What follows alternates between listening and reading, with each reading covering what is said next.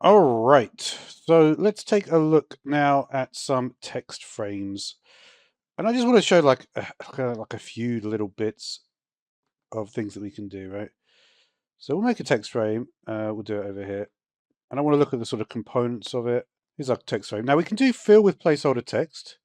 The other thing as well, which you can do is interesting, is if you hold down Control before right clicking, you can actually choose what sort of text you want.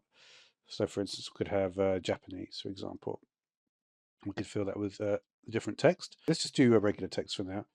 With fill, if you just click on the bottom here, you can actually scroll through the different color modes, which is kind of cool. One thing that's kind of cool is doing these little dots as well, which I quite like. So one thing I could do, for instance, I could hold down Z, draw a box around it. When I let go of Z, it will zoom in and go back to the selection tool. All right, so let's try that again.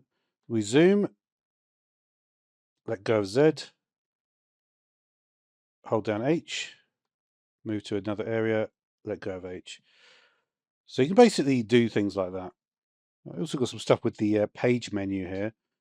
So for instance, if I do shift and page up, we can do shift and page up to go through the various different pages. All right, so let's go back to an earlier page here, page 1, Control Alt 0.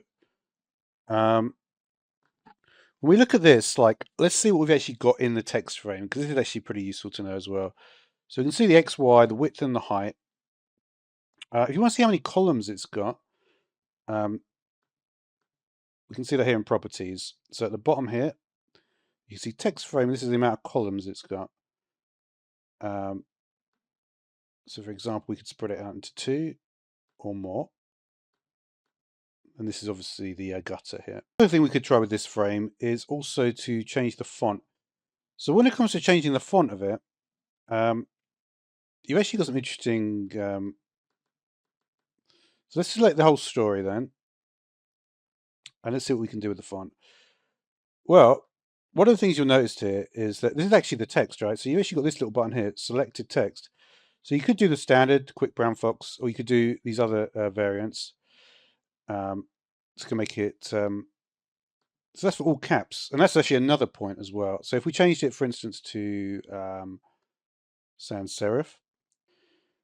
So one final thing to mention is in the properties here, actually change case, so you could do all uppercase text if you wanted as well.